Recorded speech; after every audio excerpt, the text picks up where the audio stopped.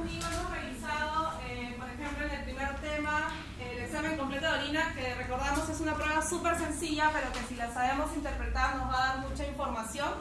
Luego hemos revisado lo que comprende el hemograma, un examen completo de la serie roja, de la serie blanca, y en este caso vamos a revisar algo sobre la serie plaquetaria asociada a la evaluación de hemostasia y coagulación.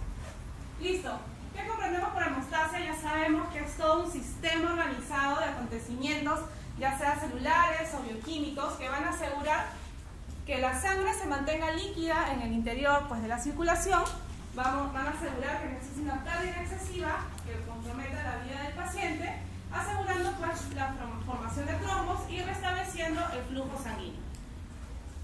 Dentro de los mecanismos de la hemostasia son importantes que los conozcamos. ¿Por qué? Porque nos va a permitir predecir, prevenir, diagnosticar y manejar cualquier enfermedad o patología asociada a algún defecto hemostático. Recordamos los dos principales mecanismos. Tenemos la hemostasia primaria y la hemostasia secundaria. En la primaria, ¿quiénes participan? Principalmente la vasculatura, la íntima vascular y las plaquetas. Vemos que las plaquetas también participan en la hemostasia secundaria, asociado al sistema plasmático de coagulación mediante los factores de coagulación. Todos estos sistemas tienen que mantenerse en un equilibrio tal que permita que nuestro organismo mantenga una hemostasia correcta. Dentro del espasmo vascular, recordamos, esto ya lo deben haber revisado en fisiología, que se da un espasmo miógeno local a partir de aminas locales liberadas en el tejido traumatizado. A su vez, las plaquetas van a actuar en esa zona, va a haber liberación de tromboxano 2, liberación de serotonina, que justamente va a ocasionar esa vasoconstricción, y también de sustancias como la ADP. A su vez, van a participar reflejos nerviosos que van a ocasionar ¿qué? El dolor, impulsos sensoriales que como mecanismo reflejo van a producir dolor. Tenemos acá el diagrama, la primera lesión vascular, se da el espasmo, que es justamente el primer mecanismo de defensa. Posteriormente se va a dar la formación del taponamiento plaquetario y finalmente la coagulación sanguínea. Vemos que acá ya comienzan a participar las plaquetas. ¿Qué son las plaquetas? Son estructuras sanguíneas muy pequeñitas, de casi diminutas, de 1 a 4 micras, que formadas a partir de la separación de los megacariocitos. Recordamos la génesis de las plaquetas, todo a partir de las células troncales hematopoyéticas, serie mieloide, luego una célula progenitora megacariocita eritroide. Tenemos la primera diferenciación ya de maduración de la línea plaquetaria, el megacarioblasto, que en médulas tiene esta imagen, luego el megacariocito y finalmente el desprendimiento con liberación de las plaquetas. ¿Cuál es el valor normal que debemos encontrar en una persona sana? Entre 150.000 y 450.000 plaquetas, células por milímetro cúbico. Tienen un alto recambio al día, aproximadamente 10% al día, y circulan en nuestra sangre, tienen una vida media entre 8 a 12 días.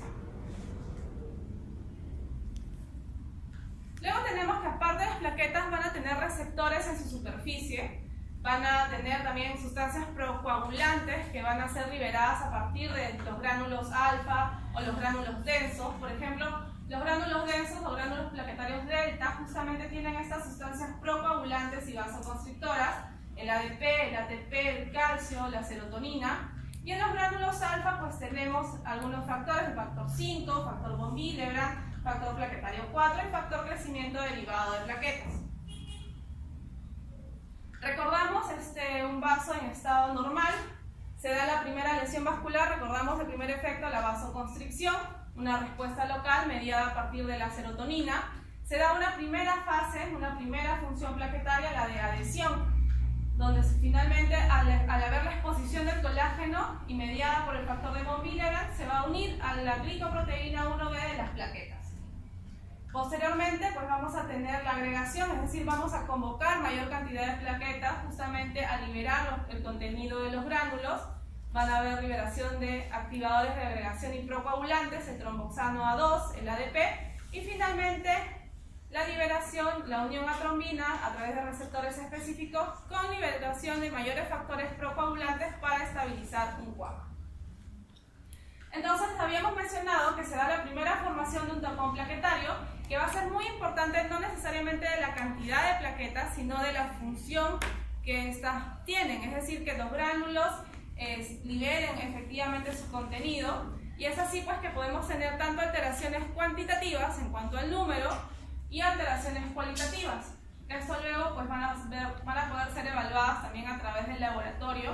Por ejemplo, si realizamos un tiempo de sangría, donde normalmente debería demorar 10 segundos, pero si tengo un paciente que tiene plaquetopenia, obviamente este tiempo va a estar prolongado, porque voy a necesitar mucho más tiempo para que llegue suficiente número de plaquetas en un paciente que no tiene suficientes plaquetas para que se dé la primera fase de la hemostasia.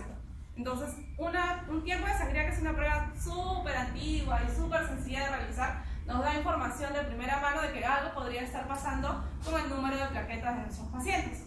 Del mismo modo, por ejemplo, tenemos que es necesario la exposición del colágeno para darse esta primera activación de las plaquetas. Incluso su forma cambia al momento de ser activadas, comienzan a liberar los gránulos. Posteriormente, asociándose al factor von Willebrand, se va a dar la adhesión, una adhesión mucho más cercana entre ellas, y posteriormente, con la liberación también del tromboxano A2, se va a dar la activación y la liberación de mayores estimulantes para convocar mayor cantidad de plaquetas. Tenemos el ADP liberado, más serotonina, tromboxano A2, y finalmente la formación de un coágulo plaquetario. Una vez formado este coágulo plaquetario, tenemos pues que van a participar, ya entramos a través de lo que es la hemostasia secundaria, con una mayor participación de proteínas sanguíneas, los factores de coagulación. Iniciamos todo con un vaso lesionado, vemos que las plaquetas se van a aglutinar, pero hasta ese momento solo tenemos un tapón inestable. Tenemos que debe participar la trombina, debe participar la fibrina, esto se da entre 5 a 10 minutos, y luego acá viene el camino decisor. Tiene que darse la retracción del coágulo, que va a terminar ya sea en una organización, un tapón estable, es decir, ese coágulo va a ser bastante difícil de disolver, o la disolución del coágulo por fibrinólisis, es decir, porque de repente no tenemos suficiente fibrina, no tenemos suficiente trombina para que se dé esta organización fibrosa que me va a dar un tapón estable y lograr con éxito obtener un coágulo sanguíneo.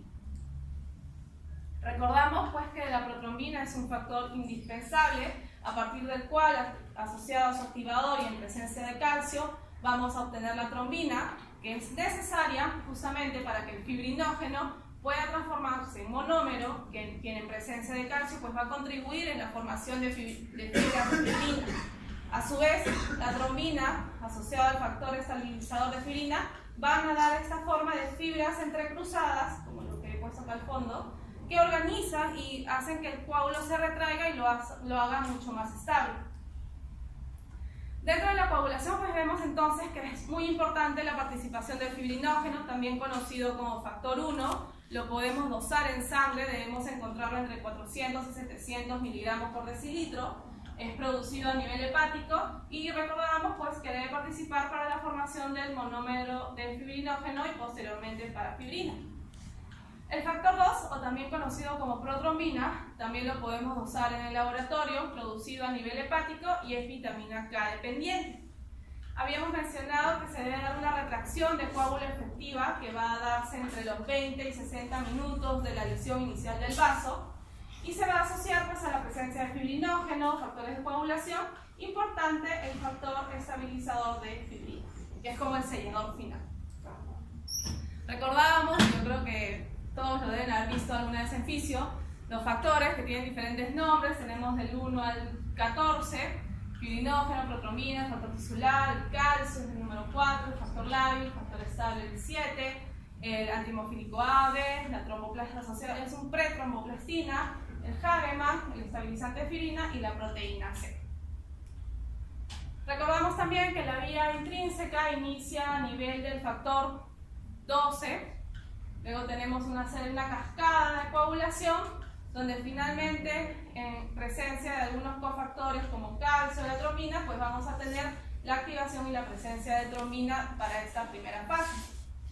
Luego tenemos que la vía extrínseca, que inicia a partir de estimulado por el factor tisular, actúa sobre el factor 10 en presencia de calcio y el activador protrombina, pues vamos a tener también la formación de mayor trombina. Luego vamos a repasar esas cascadas con un método más fácil de recordar. En cuanto a las pruebas de coagulación, las más comunes y las que se manejan dentro de un perfil incluso preoperatorio son el tiempo de trombina, tiempo de tromboplastina y tiempo de tromboplastina parcial activada. El tiempo de protrombina, estos valores se van a determinar de acuerdo a cada laboratorio, pero convencionalmente se trabaja que deben estar entre 12 a 15 segundos. Vamos a correlacionar la concentración versus el tiempo de protrombina.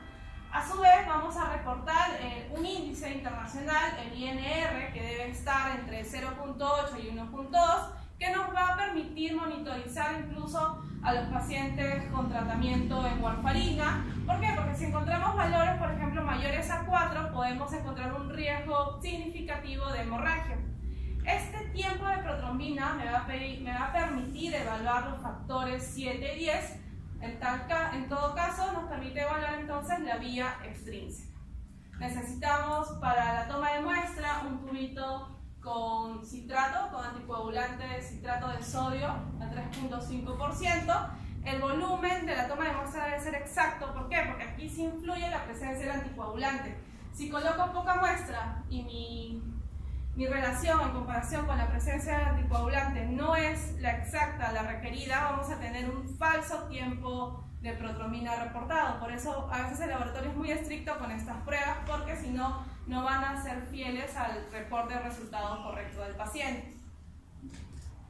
Luego tenemos el tiempo de tromboplastina parcial activada, que nos va a permitir medir los efectos, por ejemplo, de nuestros pacientes con tratamiento de heparina no fraccionada, ya que se va a neutralizar la trombina y el factor 10.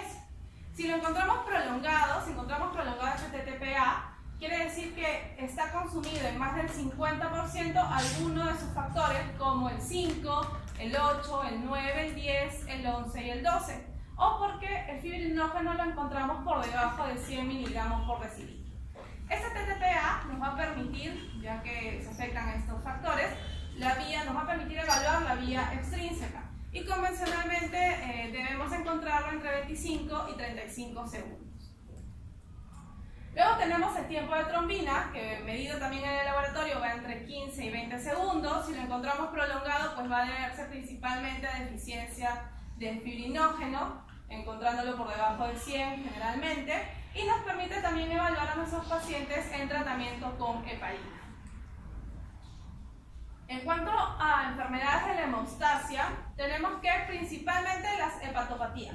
¿Qué es lo que pasa con nuestros pacientes cirróticos que ya están en un estadio de insuficiencia hepática terminal?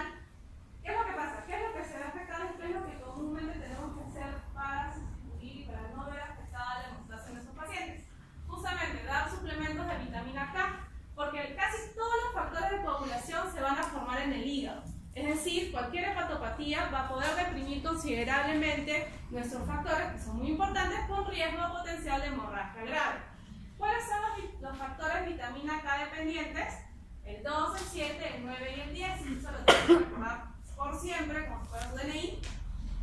¿Y por qué? Porque esos factores pues, van a ser primordiales para nuestras vías de coagulación. ¿Cómo vamos a evaluar la hemostasia en un paciente con enfermedad hepática? Pues principalmente a nivel del tiempo de protrombina. Vamos a ver que generalmente lo vamos a encontrar prolongado, incluso en enfermedades hepáticas leves, y es principalmente por la afectación del factor 7. Luego tenemos también afectado el tiempo de trombina, el tiempo de tromboplastina parcial activada casi no se va a afectar, ligeramente prolongado. Recuento de plaquetas, los pacientes pueden cursar con trombocitopenia leve, es decir, por debajo de 150.000 plaquetas. Luego tenemos la hemofilia. Recordábamos que existe la hemofilia A asociada a factor 8, la hemofilia B asociada a factor 9 y la hemofilia C o la enfermedad de von Willebrand asociado a factor 11. En los tres casos pues, se va a afectar la vía intrínseca. Afecta generalmente en el caso de hemofilia A y B asociado a cromosoma X, es decir, que las mujeres vamos a ser portadoras y generalmente los varones van a expresar este gen y van a hacer enfermedad. Recordamos los síntomas con los que vienen nuestros pacientes, suelen venir con hemorragias internas severas, hemartrosis, hemorragias en psoas, y esto se suele detectar a muy temprana edad y va a depender de la deficiencia porcentual del factor en nuestro paciente. Lo bueno es que existe cómo responderlo. En el Perú, me parece que es en el 2 de mayo donde está el principal centro del INSA para los pacientes con hemofilia. Hay una buena asociación para obtener los factores, entonces la mayoría de pacientes llegan a este hospital. Luego tenemos el caso de las pseudotrombocitopenias, que pueden ser desde artefactos por defectos técnicos en la obtención de la muestra. De repente una ligadura muy prolongada va a hacer que tenga una pseudotrombocitopenia en la muestra. De repente porque nuestro paciente tiene macroplaquetas, así como estas, deberían ser puntitos, como estas grandes, o porque de repente tenemos una aglutinación asociada al anticoagulante con el que se trabaja la muestra, una aglutinación EDTA dependiente, que al momento del frotis confirmamos, pues, de repente pasamos la muestra por el equipo y me dicen, tienes, no sé, 80.000. Entonces igual tenemos que confirmarlo a través de la lámina y ahí podemos encontrar estos aglomerados que no necesariamente me van a indicar entonces que 80.000 es el valor verdadero. Vamos a tener que hacer un recuento manual de las plaquetas. Luego por la presencia de tromboaglutininas frías o por ejemplo en el caso de satelismo plaquetario en torno a la presencia de los granulocitos. ¿Cómo vamos a evaluar entonces los trastornos plaquetarios? Principalmente vamos a solicitar un hemograma completo que nos va a incluir el conteo plaquetario y siempre el frotis sanguíneo. Si es que este sale anormal, pues lo vamos a confirmar mediante la evaluación de la morfología. De repente, si encontramos en lámina periférica la presencia de esquistocitos, lo podemos asociar a que existe una hemólisis microangiopática, como sucede en la púrpura trombocitopénica idiopática, o de repente encuentro blastos, puedo estar pensando en una leucemia. Si encuentro de repente gránulos de inclusión, podemos estar pensando en factores ya genéticos, enfermedad de Cheriak-Hiyashi, o de repente la presencia de macroplaquetas. Luego, si encontramos que la evaluación en lámina es normal, ya tenemos que pensar en otras causas, de repente una púrpura trombocitopénica idiopática, enfermedad de Bovine plaquetaria, una trombocitopenia con aplasia radial, que también son otros factores, otras enfermedades ya genéticas. En el caso que el conteo y el hemograma, el frotis, todo sea normal, tenemos que comenzar y entonces a sospechar que no va a ser problema del número, sino problema de la calidad de las plaquetas. Tenemos que hacer algunas pruebas de función plaquetaria, el tiempo de sangría, tenemos que descartar enfermedad de von Willebrand. Si todo esto sale todavía dudoso, tenemos que pasar a un segundo nivel, trabajando con agregometría plaquetaria, donde utilizamos algunos cofactores como el ADP, la epinefrina, rizocetina, ácido araquidónico, para ver si efectivamente con esta sustancia se corrige la actividad de las plaquetas. Y posteriormente ya pruebas mucho más especializadas como la citometría de flujo y la luminoagregometría. Tenemos siempre que descartar deficiencias de algunos factores de coagulación, el valor de fibrinógeno, el Munchausen por proxy, trastornos de tejido conectivo y asociado también a medicamentos. Entonces, en el caso de trombocitopenia, hablamos de trombocitopenia per se cuando nuestro recuento está por debajo de 50.000 plaquetas por milímetro cúbico. En el caso de que nuestro valor descienda tanto a ser menor a 10.000 plaquetas por milímetro cúbico, tenemos un riesgo de alta mortalidad, y eso es súper importante para todos aquellos que van a ser cirujanos. Siempre tienen que asegurarse el recuento de plaquetas de sus pacientes, porque así sea una extracción de muelas, así sea un procedimiento súper sencillo que ustedes piensan que no va a sangrar tanto, pero recuerden que las plaquetas participan en nuestra hemostasia primaria y secundaria de manera muy importante. Entonces, si no aseguramos este valor, incluso, por ejemplo, para hacer procedimientos de neurocirugía debemos sí o sí encontramos por encima de 100.000 plaquetas. Es más, un parto debe tener por encima de 100.000 plaquetas. Procedimientos oftalmológicos, de repente ya por encima de 50.000, y dependiendo del tipo de invasión o de lesión o de complejidad del procedimiento quirúrgico, tenemos que asegurar un mínimo de plaquetas necesario. Y si nuestro paciente no tiene ese mínimo de plaquetas necesarias, tenemos que asegurarlo de repente con alguna transfusión a través y coordinando pues, con banco de sangre. Nuestro paciente puede presentar hemorragias puntiformes, es decir, a nivel de venas pequeñas y capilares o manchas también purpúricas. Podemos evaluar, por ejemplo, en el laboratorio a través de la prueba de retracción del coágulo, donde vamos a ver que este dato se puede ver influido ya sea por el filinógeno, por el hematocrit y por la temperatura. Es una conversión donde dando un tiempo aproximado para la retracción del coágulo en mililitros, podemos estimar que la normalidad va entre 40 y 60%. Ojo que la policitemia, es decir, el hematocrito puede alterar falsamente esta retracción del coágulo. Factores asociados a trombocitopenia central, pues principalmente si la fábrica está mal, una aplasia medular, si es que hay una infiltración medular por cáncer, puede ser una infección medular por HIV, donde se da una supresión de la producción de megacariocitos, también asociado a infecciones como citomegalovirus, virus Epstein-Barr, micoplasmas, malarias, o asociado también a fármacos y radioterapia. En el caso de trombocitopenia periférica, pues principalmente porque así como hay una producción, debe haber una depuración, y la depuración se produce a nivel esplénico.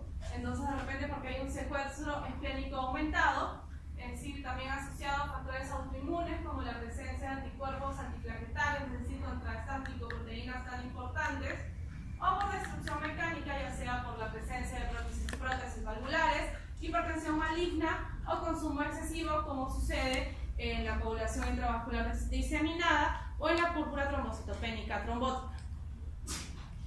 En la púrpura trombocitopénica idiopática, esta es una patología adquirida, generalmente presente en niños, que es aguda y autolimitada. En adultos puede manejarse mediante largos periodos de tiempo, mucho más frecuente en mujeres que en varones, y es debido a la presencia de anticuerpos plaquetarios que van a ocasionar una sensibilización de las plaquetas con la correspondiente aumento en la destrucción esplénica.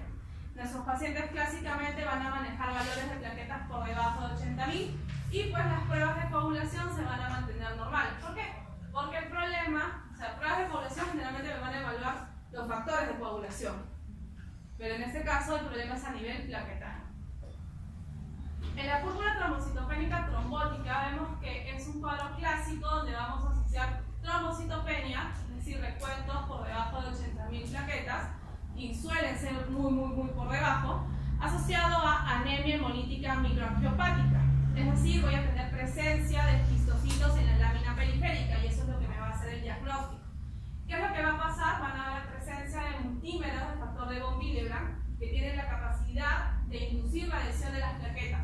Se van a formar trombos hialinos en las arteriolas terminales y capilares, por eso se dice trombótico.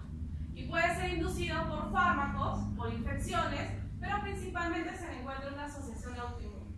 Entonces, los criterios para hacer ese diagnóstico es principalmente que el paciente curse con trombocitopenia, que encontremos esquistocitos en la lámina periférica, puede cursar con síntomas neurológicos y también con enfermedad renal como complicación.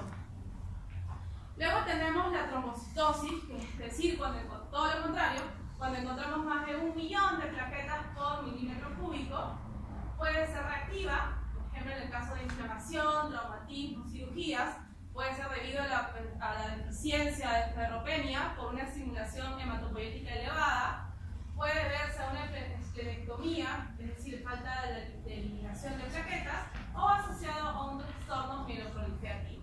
Y clásicamente en la lámina periférica vemos como un cielo estrellado con muchas plaquetas en nuestra lámina.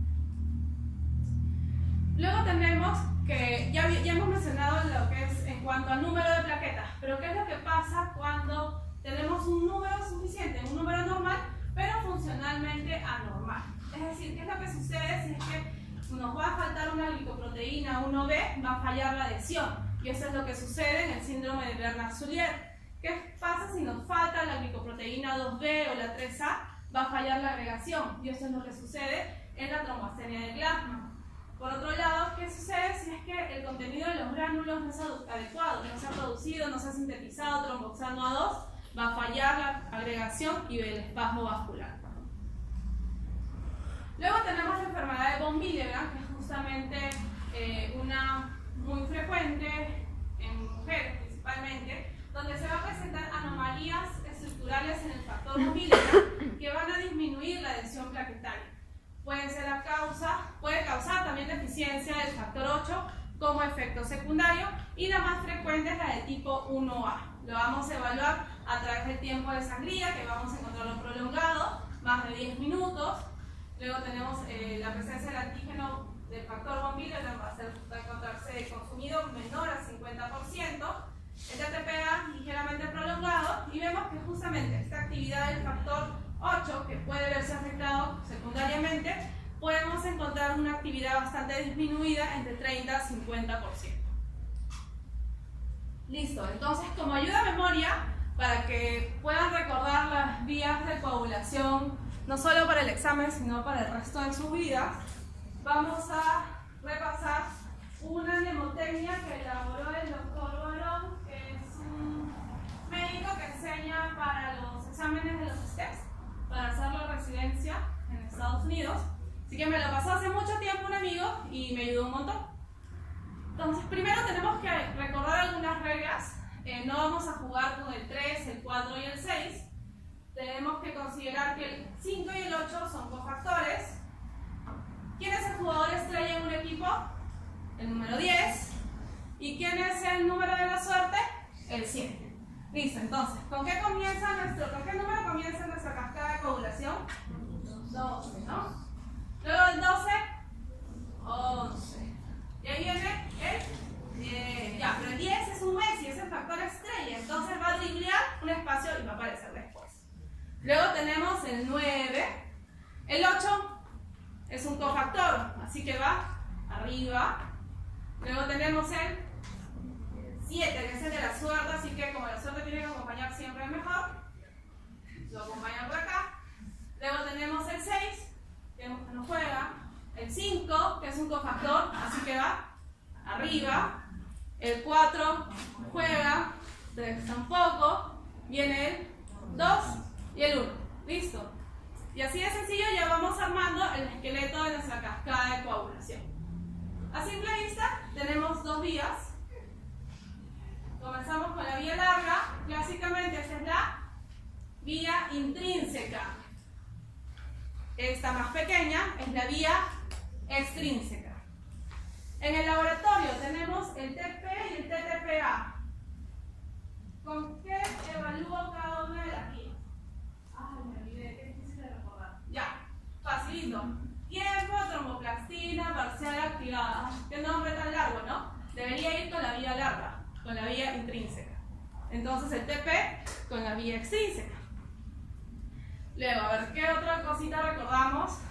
¿Qué forma tiene esto? ¿Qué pasa si ponen su manito así? Que parece la pistola, ¿no? Entonces la pistola la utilizamos en guerra, en inglés.